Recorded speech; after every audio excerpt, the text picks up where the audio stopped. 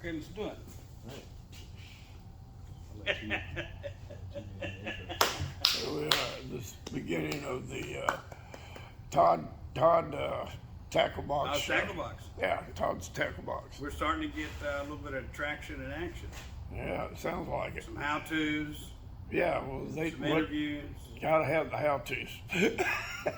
So today, can you see that? Let me move this out of the way.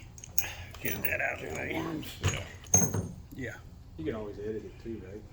No, Yeah. actually we try and it takes a lot of time to edit and put all the stuff together. So besides, I think you missed some real raw, funny little moments, and you know. Is it going now? Yeah. Oh, okay. Yeah. It's live.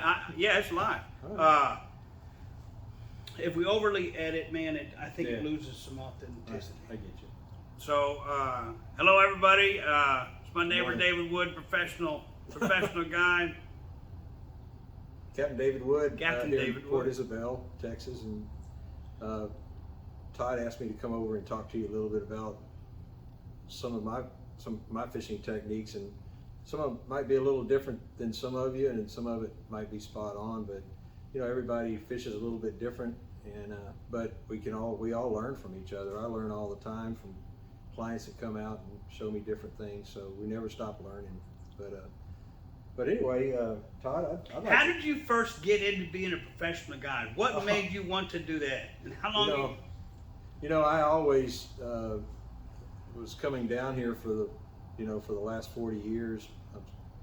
I'm up in my 60s, early 60s now. But anyway, I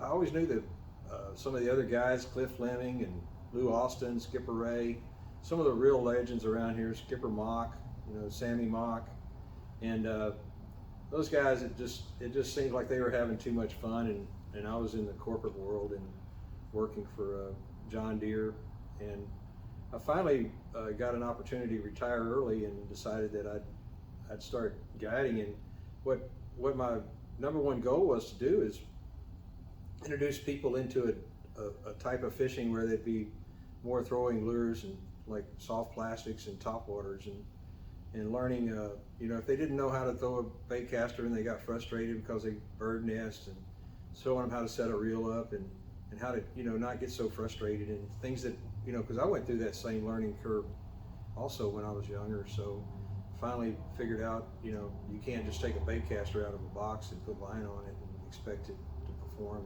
There's some things you got to do to set it to the type of lure that you're using, and the weight of the lure, and the size of the length of the rod and the action of the rod. So you have to set that up, and I can help people do that. So that was my passion, was to do that, is to get some of the people that were using live and cut bait, there's no harm in that, but to where it was a little bit more of a challenge. But so I've been doing this for about 2 years now, and so what I found was that here in South Padre, we get a lot of visitors that they just want to go out and catch fish. So I'm forced to use live shrimp under a popping cork, or cut mullet, or free lining shrimp. But every once in a while, Is that a good place for a beginner to start? it really is. I'm not knocking bait, because it really is. It gets them really going. I had a newlywed couple just a few weeks ago, and they came down, and they'd never been fishing before. She'd never been on a boat before, and she turned around after she caught her third trout, with a popping cork and shrimp, and she told me she'd never had this much fun before. So I don't know if that's a good thing, because it was her wedding night the night before. So but anyway, I can relate, because sometimes, even as long as I've been fishing, when I've got a good one on the line, my heart still pumps, and people can't understand that. I've told myself I'll be out on a wade trip and have good trout or red on, and I know I'm going to release it, even if it's a good size one, but my heart just really starts fluttering, and I tell myself I'm going to have a heart attack out here. So anyway, it's really great it's great to get kids on fish, with bait. So you kind of have to do that, and it's an introduction thing, Todd. That's a good point, that to get them going, to get them started, and that's how I started, and that's probably how you started. And then a little bit later on, when you want a little more of a challenge, then you can introduce yourself to lures. And Todd and I have gone out, and we really have a lot of fun, he usually outfishes me too, those lures. And, you know, he catches like a little bit of everything, you know, and places where I didn't think that species was. So it's great to know Todd and have him for a neighbor. And but I have to work at it. Yeah. All this comes from Yeah. having to work at it. well, can I I tell? need my books back too. Yeah. Oh, yeah. I've got your books. You know,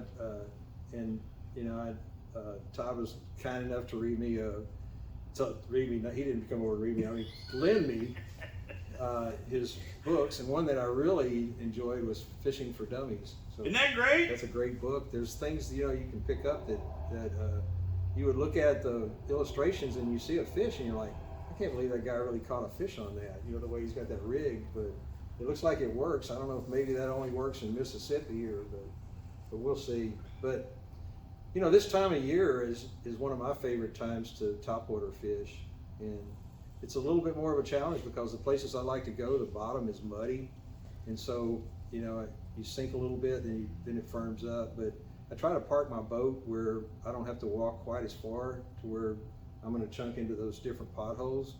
And I want to show you a bait that really works good this time of year. It's the skitter walk Rapala, and it's the gold. And do I need to move up a little Yeah, go closer? show it. Yeah. It's the black back with the gold and the orange belly. And A little higher.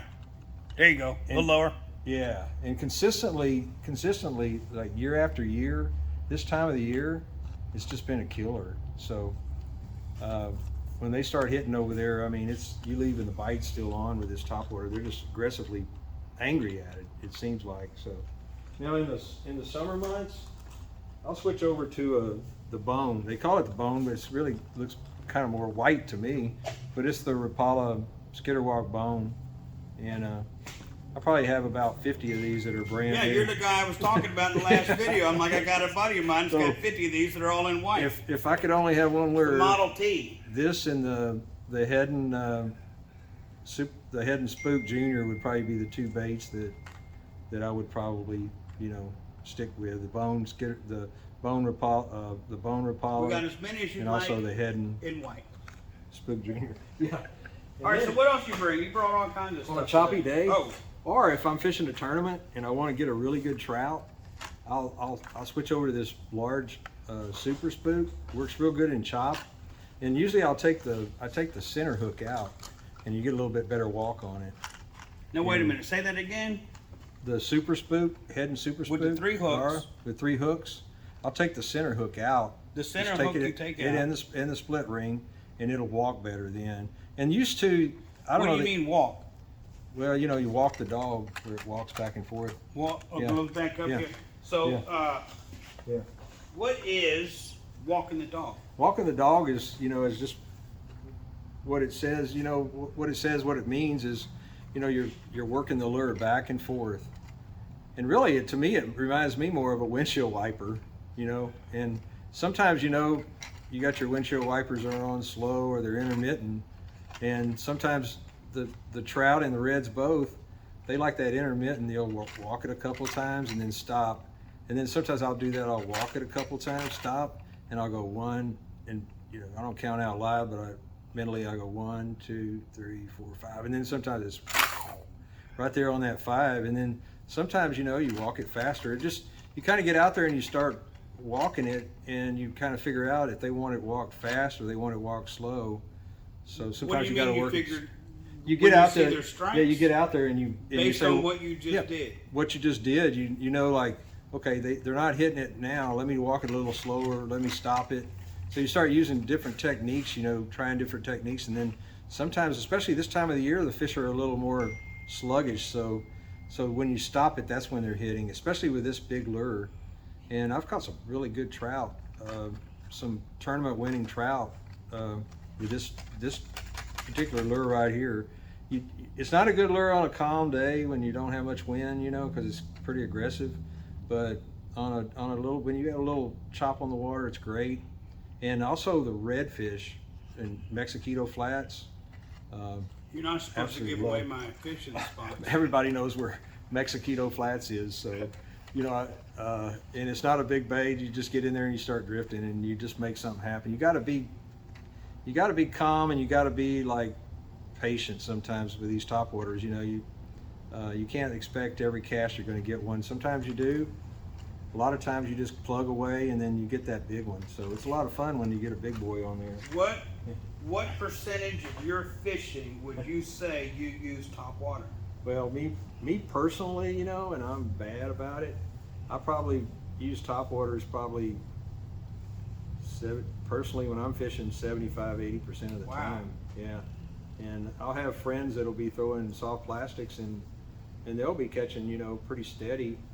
And I still just love that topwater bite. There's just nothing like it when they come up and explode on it. And sometimes not always, sometimes it seems like the quality of the fish are a little better on the topwater too, but that's not always true. You know, soft plastics are great too, and sometimes they're not hitting the topwater, especially this time of the year, the fish have gone deep. And so you got to resort, you know, over to soft plastic, and I'll do that too, you know.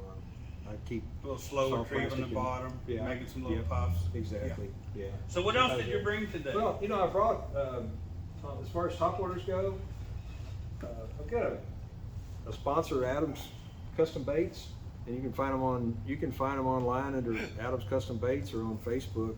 They're also a link on my Facebook page, and my Facebook page is Come and Fish It Charters LLC.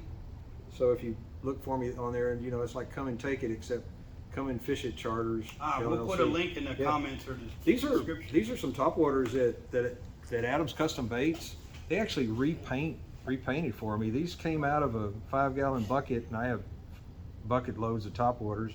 And what he does is he repaints them for me, and then I sends them back, and then I put my hooks back on them. Man, those are too pretty to put in Yeah, the these water. are like, this is really a great one here. And the finish on them is just unreal. So, Down a little bit. There you go. Yeah. So one of my favorites, I mean, this one, there's no telling how many trout I've caught with this particular lure right here. I mean, You think it's physically, because of the size of the color? physically this is a spook. This is a head and spook junior, but this chartreuse head on it. And some of my friends that'll see this video that fish with me, they'll go, yeah, and they're all fishing with them too. You know, they buy the one from. They don't actually have this one that's custom made from Adams, but this particular lure right here, and I'm talking about this one is in. I don't know how many trout I've caught on this one. And I haven't lost it. Now I probably jinxed it, but I put new hooks on it. But you can see the finish on it is still good, and you know the paint hasn't come off.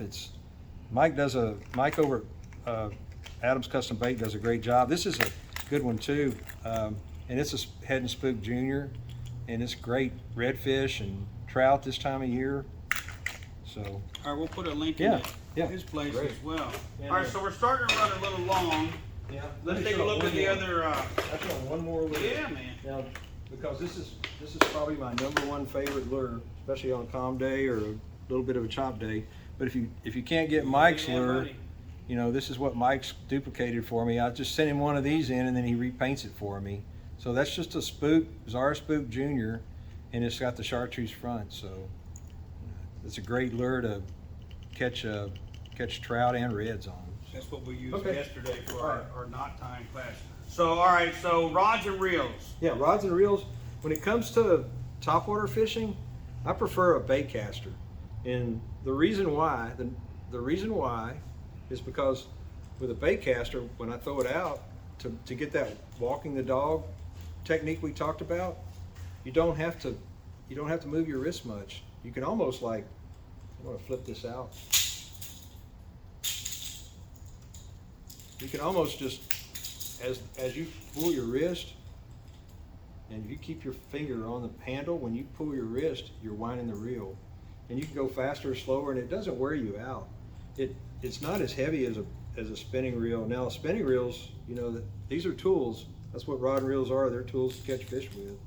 So, you know, you're not really looking for, well, that looks cooler, or, you know, you're looking for what types of fishing you're going to do and what type of tool you need for the job.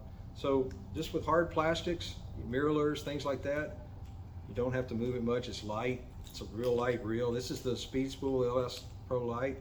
Love this reel. I've got a couple of them. It's really held up good. You know, I'm always checking out my classified ads. Yeah. And the most common thing you see with the ad when you see an ad and they're advertising a bait caster, Yeah. the next line after it says how much it is, it'll always say used one time. Because they give up so fast. What are the settings that you would set up on a bait caster to make it easier for your beginner? Let's say I open one out of a box. Yeah. What steps would you take? Well, you can see on the Lew's, the setting is on the side. A lot of your other reels, I didn't bring one of my other ones today, like a Chronarch, but you got to pop the cover off, and then there's some little weights you pull out. On this one, your setting is just a dial where you can turn it. Now that's like a clutch or a brake. Yeah, it's like a clutch. That holds it, keeps it from going too fast. So to start with, where would I set the clutch? Yeah, I would suggest, like, when you first start out, set it about midway, and then once you see you can cast, you're not bird nesting, and you can cast a little further, you can go up a little higher so you don't have as much tension on it. I've gotten pretty good with a bait caster through the years because I used to do a lot of bass fishing too. So what are some of the mistakes that a new person would do with their new bait caster? Yeah, the mistakes they would make is, one of the mistakes they would make is they'd have this set too loose, and then there's another dial over here on the side you see, and they would have that set too loose. That setting, what you do with that setting is when your lure will drop down, when you push the button. Hold on a minute. Tighten this up. Go ahead. Okay. Now when the lure will start to drop, that's when you want to put a little bit of tension on it, not much.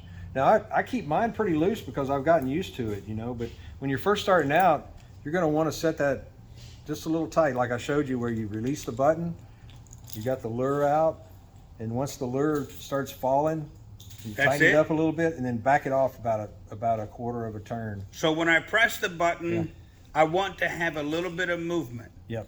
The slightest movement. Yeah. As slow as movement as I can have. Yeah. And that's where you're trying to get it. Yeah, and then you can, as you learn, you can set that a little looser, because all that's doing is that's putting in play on a little shaft. Yeah. And it's holding that in play on that shaft to keep that shaft from going. Because when you bird nest, what's actually happening, the spool is going faster than the line can go through the eyes. So that's why you bird nest. But people give up too fast. It's a really great tool, a bait caster, for fishing the types of lures that I like to fish, as far as a topwater or mirror lure. Now, when I'm fishing, I want to show you, when I'm fishing a swim bait, and a lot of my friends that fish bait casters, they still use a bait caster for a swim bait, but I like to throw, when I'm talking about a soft plastic, is a jig head and I think that's probably a DOA tequila gold or something, but that's a really popular color for down here with that chartreuse. But on a Stratic, Shimano Stratic, one of the old school ones, and I like to use a spinning reel. I mean, it's another tool, and the reason why I like to use a spinning reel with softer baits like this is I can get them out further, and I can work it better too. And the retrieve, it's a little faster and a little different, especially with a gold spoon. If you're throwing like a 1/4 ounce gold spoon for redfish, it just seems like that action with a spinning reel is a little better on that retrieve. So for topwater, let's go back to topwater. Okay. We'll wrap this up today. I appreciate you coming by. Yeah, we got a lot to cover. We got a lot. Yeah, there's a lot to cover. cover. So if I wanted to start using topwater, I'm going to start with a bait caster. Yeah. I'm going to have the one dial to where it just starts to move when I press the button, and I'm going to have the brake or the clutch thing right here. I'm going to have that set right in the middle. Right. Right. Okay. And then we'll do another video about some technique about walking the dog. We can spend some time on that. But the lure of choice, if you had to go with one setup, one lure, it's going to be white. Oh, okay. Yeah, probably. It's hard to say just one, because if it's really a calm day and there's not much chop, then I won't throw the big skidder walk. I'll throw the Spook Junior head and Spook Junior. So really, I'd like to have, if I could have 2 lures, those would be the 2 right there. There you go. There's the shortcut. If I could only have 2 now. Of course, my wade box, I've got all kinds of different colors and everything in there, so I'm kind of crazy like that. So for people, if they wanted to go out with you for a charter, how many people can you take at a time? I can take up to 6 people, and it's still fun. What we do then is you know, there's always a couple of people that want to kind of kick back a little bit, and then we'll do a rotation. So 4 people, you know, is perfect. 2 people is good. I've got a charter Wednesday with one guy, and he likes to wade and throw lures, so I don't mind that either, because then I get to go out and fish with him, you know. So for I'll a take beginner or an 26, intermediate or somebody that's advanced, you're going to be able to fish right Yeah, along with I them. love to work one-on-one with somebody that's a beginner. You How know. do they get a hold of you? Well, you can reach me on my cell phone is 956-521-8005, or you can find me on Facebook under David Wood, or you can find me on Facebook under Come and Fish It Charters LLC. And this is my card, if I can put it up let's close. see. Okay. There you go. Excellent. Everybody can see that. So I want to show them just one other thing, you know, that I just noticed on this rod. Have at it. This is a Castaway Skeleton, but I've had this rod for a long time, and a friend of mine gave it to me, Clinton Crushy, and this is a shout out to Clinton. And you can see it's I didn't buy it at a pawn shop, but it says it's got Clinton Crushy right here on it. And Clinton and I have fished a long time together. And Clinton, when he gave me the rod, he showed me something that he did. You know, it should say skeleton right there. And you see it says eaten.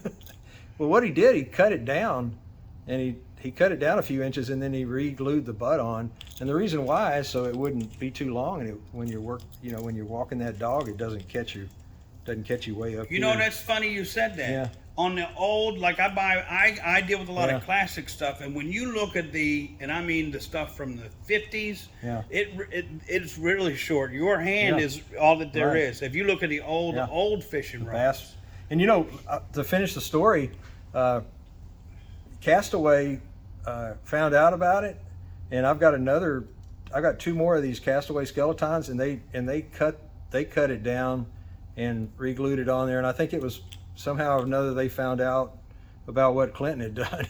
So he, you know, and these Castaway Skeletons, they're fairly economical rod. You know, they're around. You catch them on sale online for $100 free shipping a lot of times, and they're a good rod. You know, Waterloo's good too. Yeah, that's what I've got. Depends on what you know when you first get into it, what you want to spend. So anyway, Man, I'm glad really you came enjoyed by. it. What fun. Yeah, I enjoyed it. I did. You know, We're gonna have to put a whole nother Yeah. roll of film in the camera. Yeah, and if you're interested, if anybody's interested, give me a call. You know, you can follow me on Facebook and you know, and another shout out and prayers to Tim Gibson, currently in ICU right now. Oh, really? Yeah, and prayers for him. We're going to have at 2:30 today.